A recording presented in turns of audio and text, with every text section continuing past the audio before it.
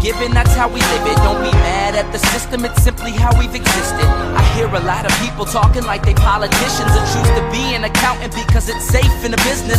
Not because they want to do it, just because they heard it pays. And who the fuck wants to be poor knowing that's how we've been raised? Society is getting heavy, I can feel the weight. The pressure of success is like 100 million pounds of shit. How you guys doing today? It's Anthony Gangi. Welcome to another episode of Tier Talk. Guys, great dialogue that we're going to have today. I'm going to bring Connie, Alleyne, and we're going to talk about retaliatory searches and pat frisk. We touched on it during a live stream Tuesday that just passed, and it was a great question. It was asked by Andy, but I felt that we could explore it a little bit more. I want to make sure that we get out the right advice, and technically the right advice that we need to provide is the advice that makes sure we are clear from any type of lawsuit, and also we're in a position that maintains our integrity and our sense of professionalism. So I definitely think this is going to be a great dialogue. I'm calling it retaliatory searches, and it came up during the live stream when the theme was dealing with confrontational inmates. So you can see how there was a connection there, or how they tried to foster that connection.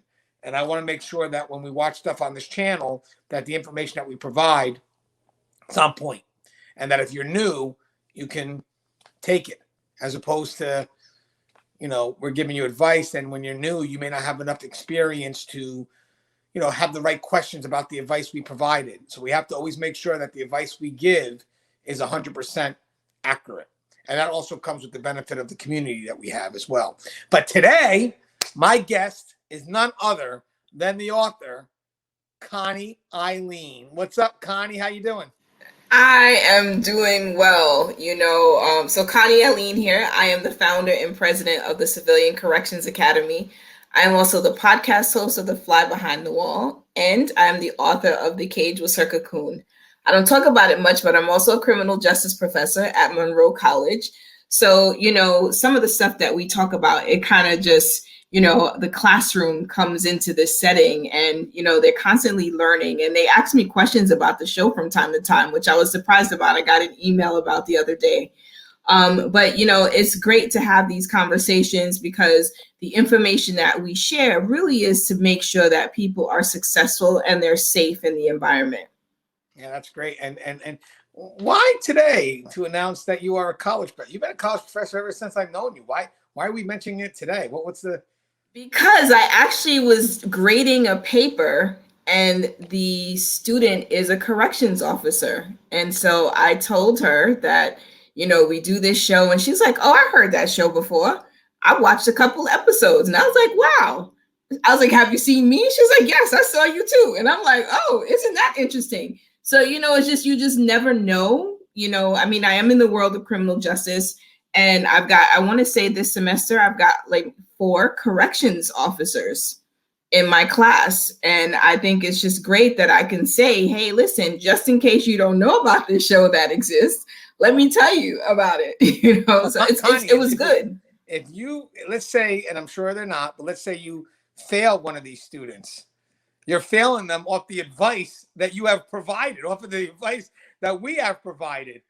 Oh, God. I'd be like, yo, show me that video where we said this. You know what I mean? But I think that's pretty cool, though. I like that. Yeah, it was pretty cool. So, it just happened this morning. I was grading a paper, and I was like, I was kind of taken back, but it felt good, because it's like, wow. So we're getting around. The word is out. I have respect for the student, though, guys, because the student wants to earn her A. Because if that was me, I would have walked in. Connie Alleyne from Tier Talk, big fan. Pass me, Connie. Pass me.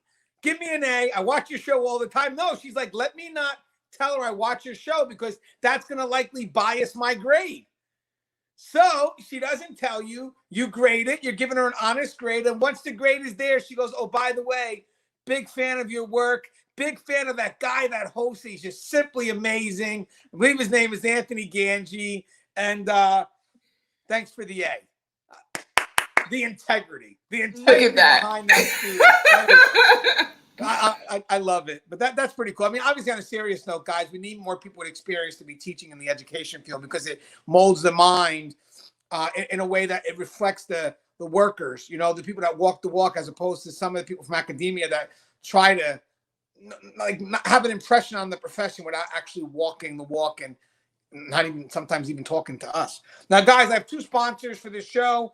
One is Guardian RFID. From inmate tracking to cell checks to cloud-based businesses and artificial intelligence, Guardian RFID digitally transforms jails, prisons, and juvenile detention facilities of every size. Visit guardianrfid.com for more information. Now, guys, if you haven't, the show Tear Talks for you, brave men and women that work in corrections, so please subscribe, interact, engage, comment, hit that bell. That bell's going to notify you every time I post up a video. We are going to go to our other sponsor, American Military University, and when we come back, we're going to be talking about retaliatory searches and pat frisk. Stand by. I wanted to attend a university that had an intelligence program. I wanted to look at problems different. I wanted to increase my critical thinking abilities. AMU offered those avenues to expand. Obtaining your degree as an adult, you're actually paying yourself and investing in yourself. You can't put a dollar on it, it's priceless. It's something that can never be taken away from you. American Military University. Learn from the leader. All right, and we are back. So, guys, the reason why we're having this dialogue again is because it came up during the live stream, and I want to make sure that we get the information out there that needs to be out there, especially when you have a lot of new people that follow the channel, and they, may not have enough experience to, question what it is that we provide. So we have to be very careful with the information that we give. Connie? Yes, I was seeing a little blurry, so I need to put my glasses on. I was so into myself right now. Hey, Connie, let me ask you a question real quick, and we'll give both our definitions of this, but I'll have you go first. I don't want to bias your perspective. What would you consider retaliatory searches and pat frisk mean to you? To me, that is, you are targeting or singling out a particular person for some reason. And when you are searching them, it is because you are almost abusing the authority that you have over that person. So by nature of the scope of your title, you can search someone, but there's a point where it becomes excessive and without true justification. And so for me, the retaliatory part of that is that person has done something that perhaps you haven't found the right avenue to stop that behavior, or the unwanted behavior. And as a result of that behavior, your response is this sort of constant searches, constant frisks, and sort of leveraging your authority in a way that would sort of undermine any integrity that you have or any true authority that you have. Because quite frankly, I find that response to the inmate's behavior is actually putting you at the level of the inmate and not at the level of professionalism that you should be at. Yeah, guys, by the way, that's very powerful, because that's kind of, so when we're on the live stream, which by the way, guys, live streams are every Tuesday night, we're going to be hit up with a lot of questions, and we don't care how controversial the questions are. We are going to answer the questions. And the retaliatory searches, the retaliatory pat frisk, that's an old school method, but we've evolved. And now the way the world is, these are things that you can't do anymore. These are things that can be seen as harassment. And I love what Connie said, the importance of staff credibility and integrity. These are things that can wind up questioning that, your integrity and your credibility. During the show, I talked about that if you do have to search a person, and it tends to be a routine thing, you have to justify it. I am no way saying being creative. I'm saying you have to be able to justify, why you're doing it. And you do have inmates that could be highly problematic. And trust and believe, maybe we feel that's our one way at even in the field. But guys, if the inmates are problematic, there's got to be other ways to handle, which include going right to the paper and pen. If someone goes, well, the charges don't stick, keep writing them. Just keep writing them. eventually the credibility of the hearing officer will start to lessen. But again, you have to write the charges because they're charges to be written and not because you're chasing after it.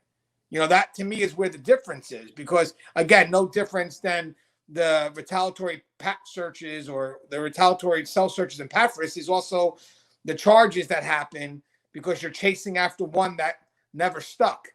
We have to keep with the integrity of who we are, because at the end, when these things are presented, especially again with the charges, we want to, well, this officer's got credibility. This officer's got integrity. This officer doesn't write a lot of these charges in an effort to catch the one that got away. And each time they're losing their credibility because they start acting out of desperation. And the charges are just not well written at certain points. And it's like, wow, this charge you could tell is completely bogus. And then when you start looking at the history, you can see that this person is just strictly coming after this one individual. And then the inmate eventually winds up pushing a lawsuit for harassment. And that's kind of where we're having the dialogue now, because why we're doing this old school method, especially the way the world works, that harassment, if the inmate, let's say, pursues that and it winds up being seen as harassment, the credibility of what we do, but more importantly, obviously the individual who's doing it, but also on a bigger scale, who we are, what we represent, lessen a bit. It lessens a bit. And we need to kind of do what we can to kind of break away from the things that we wind up initiating because we're running things on emotion. So yes, it used to be retaliatory cell search. I mean, I'm saying it, but I got to say it that way. And I get it. Let's inconvenience the inmate. Let's play the game. But the problem is, guys, is you're going to keep on doing it and doing it and doing it. And in the end, well, one thing is that you're going to have to explain why you're searching this inmate 30-something times, and you're not doing that to every other inmate, and also you're starting to become very predictable. Very, very predictable. Connie, what's your thoughts also on chasing after that charge? So I don't believe that we should position ourselves to chase after a charge. I think our reality is that with this population, they are, or they can become very predictable as well. And so instead of chasing the charge, you can just wait for the next opportunity, because if that offender is problematic, his behavior isn't going to change. The one thing that came to mind as I'm sitting and we're having this conversation is there's like a general rule of thumb, right? And so I think as individuals, we can find just about any way to rationalize our behavior. But it is a very different story when you are justified in your actions because the policies and the procedures drive your actions. So rationalizing versus justifying are two very different things. And I want us to be mindful that if you're constantly kind of pressing this particular inmate and your actions are, you're going to search, you're going to pat, you're doing all of this, right? Versus here is the appropriate action that I should take in this based on the policy, right? Based on the procedure. And I wouldn't even say based on practice, right? Because sometimes the practice isn't necessarily what's officially written in the policies and procedures. So I would just caution the person who has decided that they're going to sort of continue to pat search and frisk this person every time that they have an encounter with them, and they're not doing it with every other inmate that they encounter, that they are walking a fine line between rationalizing inappropriate behavior versus having true justification to support the actions that you're taking, and that they're grounded in our policies and procedures. But yeah, you're right. And I think what happens here is that we wind up starting to stray from it, and eventually when things start to travel that level up, people are going to start to look at those policies and procedures. And then, you have nothing to stand on, absolutely nothing to stand on. One thing I want to get across on this channel that's very important is that documentation is key. We get that. but you have to document the truth. You know, we're held at a higher standard. Like Connie said, you don't want to have to play that game because all it does is lower the standard. It lowers how people see you in that professional role. For the most part, custody is going to have that level of trust first. And if we start playing games to try to compete with the inmate population, we start to lose that level of trust. And our automatic word, which gives us the benefit, it's not going to happen because people won't trust in our answers and our integrity. So we don't want to go down a path that leads people to question that level of trust or question the reports that we're writing. And sometimes we don't realize it, but our actions, how it can affect others. You know, as I said, it's very important that we get the right dialogue out there because, you know, it only takes one person to do something foolish for it to get picked up and someone to run with it. And next thing you know, we're all those types of individuals. I mean, how many times are we always getting compared to the negative? You know, and the last thing we want to do is to find out that it's true. You know, here we are fighting against the negative, but in this case, it's true. And then it gives the public that reason to question everybody else who has that level of integrity. Guys, in the end of the day, we have to maintain our level of control, but first it starts with us, how we control ourselves, that be firm, fair, and consistent. You know, Russ taught a great video on that the other day, how we are able to see ourselves can manifest its way outwards. So, you know, playing that game and, you know, trying to, you know, oh, well, the inmate got this off. Now I'm going to go ahead and do this and do that. You know, I like what Connie said. There are going to be opportunities. And the last thing we want to do is an effort to win this game that's being played is to lose our credibility and our integrity over it. You pull out that inmate and you're constantly searching them and you're constantly, you know, searching their cell. And this is where your attention is devoted. Everybody's going to see that. Everybody's going to see that. But also the inmate that you're coming at, they're going to know too. They're going to expect it. That could be putting you at risk because of the level of predictability. But if I know that, hey, every time you're going to check this person or you're going to make it complicated or whatever it is, then, okay, we'll just put the contraband somewhere else. We'll just hide the stuff in a different cell.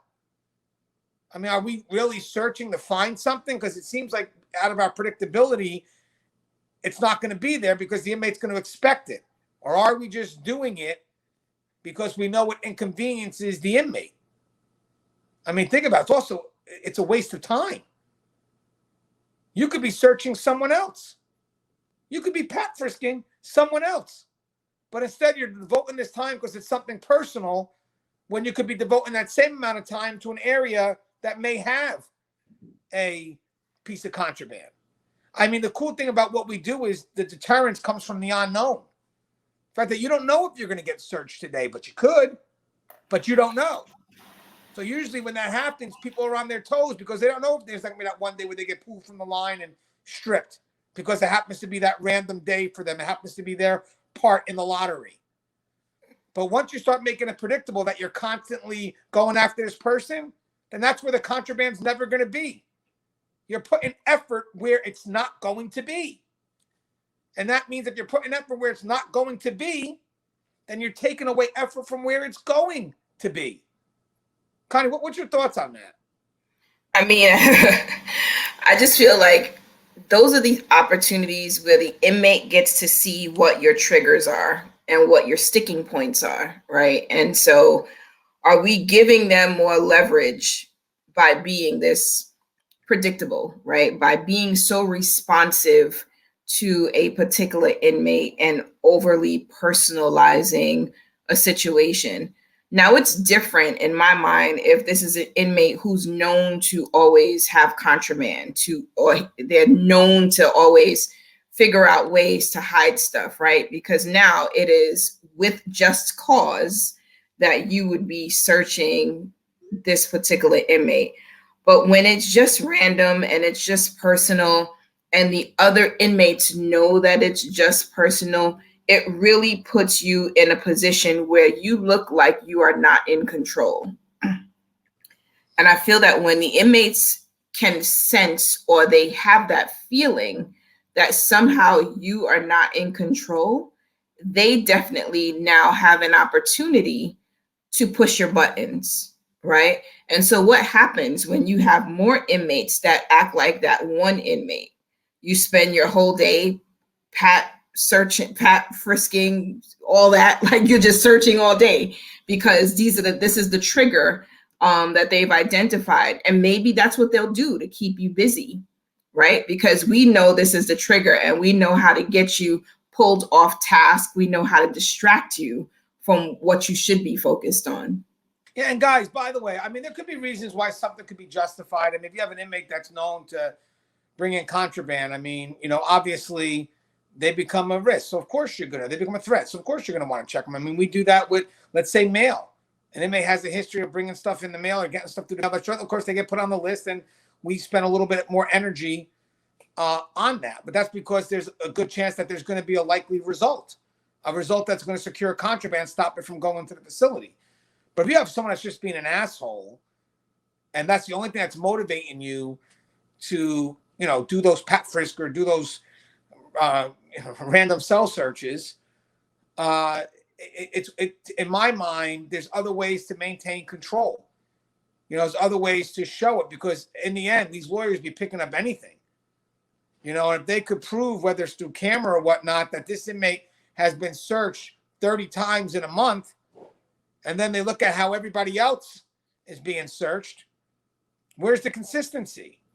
And then my issue, even as a safety and security concern, is we're spending a lot of energy on that one, and we're kind of letting the rest of it just go amok. You know what I mean? That to me is a very big concern. We're putting everything we have in the effort to get at this one inmate, just to inconvenience them. And like Connie said, everybody's watching this. But the one thing they know is you're not going to come for them today because you're going to spend too much time with Smith. And now your behavior has become predictable. And in corrections, that's the one thing you don't want. You don't want behavior that's predictable. Sure, we have routine stuff we have to do, but we try to not be predictable in how we do it. This is what's happening now. You're putting yourself in a position to be predictable. And once you're predictable, guys, you're putting yourself at risk. And I would also say you're putting the facility and your people at risk. I mean, Connie, this leads to definitely some form of predictable behavior, correct? Absolutely. So not only I feel like it leads to predictable behavior, but it also leads to the inmates being able to utilize your predictability against you, right? And so it really puts you, the individual, in a bad space because of that predictability. So, I mean, we talked about, we'll just move the contraband someplace else. Anthony, you raised that point, but it's also, we know that this person isn't going to search this other area because today they're focused on inmate Smith again, right? And so I feel like it leaves for more opportunities for security to be compromised, right? Or Smith knows, hey, they're always on me. So if Smith has access to anything, Smith knows to give it to whomever else because they never search him, since I'm the one who's getting searched 30 times a day, or a week rather, or a month. And it also, for me, just feels like there is a creation of a dynamic that you may not be able to undo, right? Like, that's your housing unit. You get known for doing a certain thing. And then how do you get out of that rabbit hole? And if you aren't reporting all of these searches and pat frisk and everything else you're doing, and you don't have a justifiable way of actually putting this on paper, in my mind, it feels as though, once your chain of command comes into the unit, like, there's viable reasons to report you, right? Like, there's viable reason. You've given the fuel, you've given them what they need in order to escalate this situation. Because even if it's not, Smith who's gonna raise this issue, some other inmate could raise the same issue. Right. And that opens the door to more discussion about your inappropriate behaviors in the unit. Connie, you made up a good point about the chain of command and where it puts the supervisor. The supervisor, again, if they know this is happening, or even your peers, it puts them in a position where technically, because again, it could be seen as an abuse of power. It could be seen as a violation of the inmate's right. Again, yes, they're subject to pat, frisk, and searches, and yes, also strip searches. But outside the routine, which we know that can happen, like higher level, lower level, whatever it is, job details, whatever it is.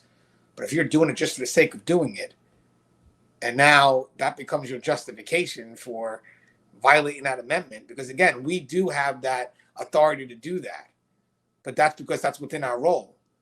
But now you're violating that position. You're abusing the power, and it puts everybody around you who's seeing it in a very tough position. Give you a little story about a metal detector that I remember. I think it was a while back. We had an officer send me an email. It was a great email. It's great because when you do a show, people can tell you how much the show can be applied to what it is. And now that I'm thinking of it now, because Connie brought up the chain of command, I remember a story where there was a supervisor who had just got on the job, new, was watching the officers stand movement, and inmates are going through the metal detector, to get from one area to the other. So whether it was a school or a mess, wherever they were heading, but they had to go through a metal detector. Now, I don't know how it is in most facilities, but in this facility, usually the inmates, if they have 3 chances to pass that metal detector. If it goes off the first time, the inmate's still going to get pat frisked, but they'll be given a second chance and a third chance. But if it continues to go off after 3 chances, the inmate's automatically going to be stripped. Now, mind you, even if it goes off once or twice, it's going to be an automatic pat frisk. The third time, we're going to do a strip. So for this officer or for this sergeant, as the sergeant's, standing this movement, one inmate, a little problematic, yelling a little bit, tends to go through the metal detector once, twice, 3 times, time for a strip. They go through the strip. The inmates, of course, talking a lot of smack. And the supervisor, whatever, doesn't think nothing of it's regular strip, and inmate still be in compliance, just talking smack. They get the stripped inmates on his way. Next day, same thing happens, and the supervisor gets called for the same inmates. And the supervisor's thinking, what is this, a medical issue? Like, does this inmate have metal in his leg or something? I mean, does this inmate have a pass? Inmate, of course, is still venting him, and the inmate starts to say stuff that's like, you motherfuckers, he's playing games. This is bullshit. So it starts to make this sergeant who wrote me the email start to think like maybe something's weird about this. What's going on? But again, now they're stripping the inmate again for the second time in a row, second day in a row. So again, just going through the motions. But the supervisor kind of be curious because now the supervisor, all this is on camera, by the way. So the supervisor, in an effort to, let me make sure I'm doing something legit, because you never know where this can go to. You never know. And as a supervisor, they're held at a higher level of responsibility because, again, they're in a position to control those actions.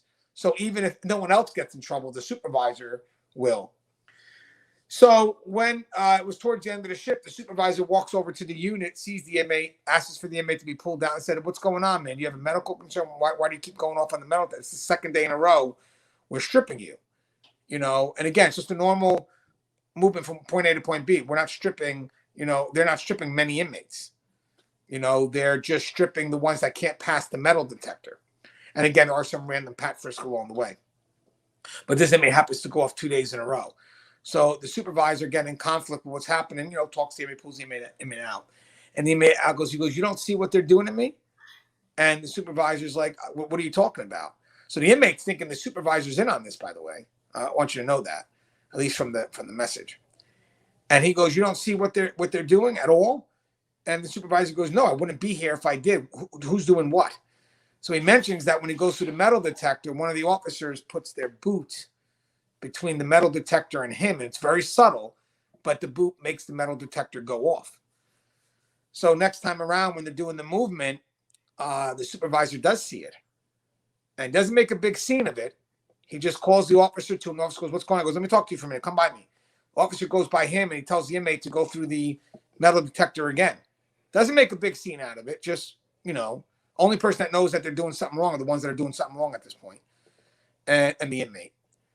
And the inmate goes through, they're cleared, they get pat first because they did go off the first time. And the supervisor goes, I saw what you did. Goes, what are you talking about? I'm not going to go back and forth with you. I saw what you did. I mean, let's not go any further than this. There's cameras and all here. There's no need to take this any further, but I need you to quit your shit because your actions is bringing everybody into it. So I need you to stop. So again, it was because the inmate may have been yelling or problematic, and this was the one area where that officer thought they could have control. The problem is, guys, is cell searches, pat frisk, strip frisk, they're not things you want to abuse. Because on the streets, by the way, they require warrants. All these are things that we have for our safety and security. If we keep on messing with those tools, what's to say we could lose those? The way the world is working, you never know. So these are one tool that you have to take seriously because it's the tool that leads to all our level of protection, safety, and security. No different than the OC and other tools that hopefully we have. But once you start misusing those tools and people start generalizing the negative, then they start taking it away. Like we have restrictive housing, solitary. We're losing that. Maybe one day we'll start using OC because one person in one state decides to do something foolish and it makes national news because the news wants this, because this is what they want to promote.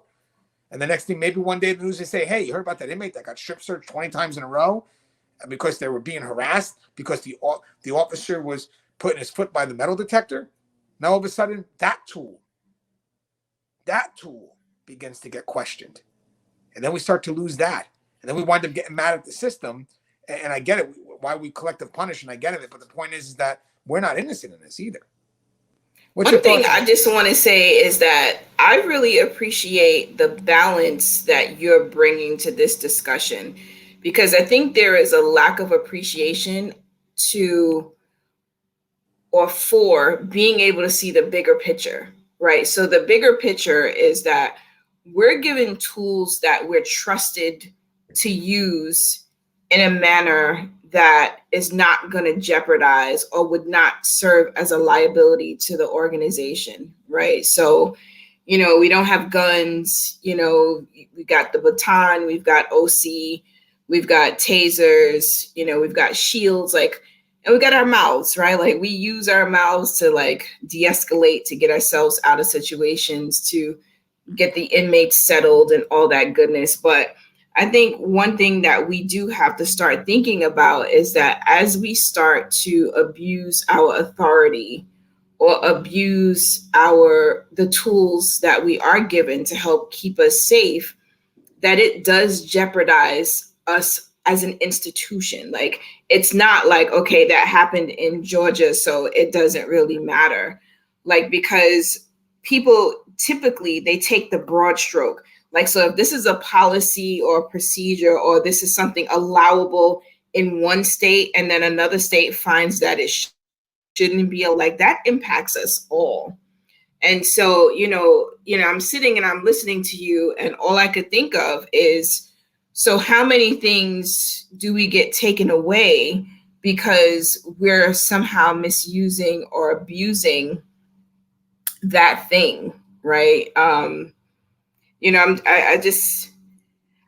It's something that's just it really made me think just now, just what else, what are the other things that could somehow be interpreted by external lawmakers and such, that, and then they make decisions based on that, and not necessarily having a ton of evidence, but that the fact that one was able to do it and we see the liability, how many people are going to follow suit so that they're not in that same vulnerable space? So I think, for our audience, you guys, there has to be an appreciation for the bigger picture being brought to the dialogue. Connie, you hit something good, because this may be a longer episode than usual, but it's worth it if you want to watch the whole thing.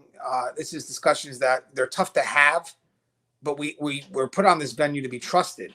And, we have to give advice that's pure, and we have to be careful as senior officers, the advice that we give out too, especially when you're giving it to rookies who don't know how to maneuver. And again, It may not be the right thing to do to begin with.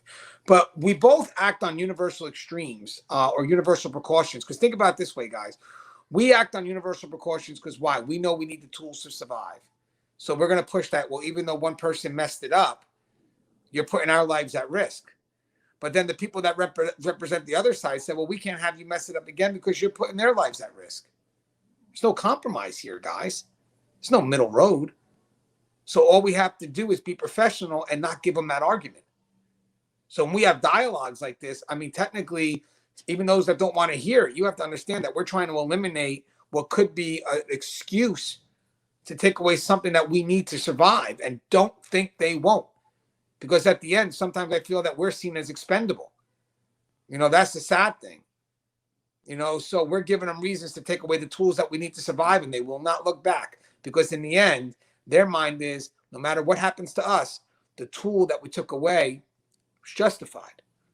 There was a reason behind it. So we can't give them that, ever. Connie, you have anything you'd like to say in closing?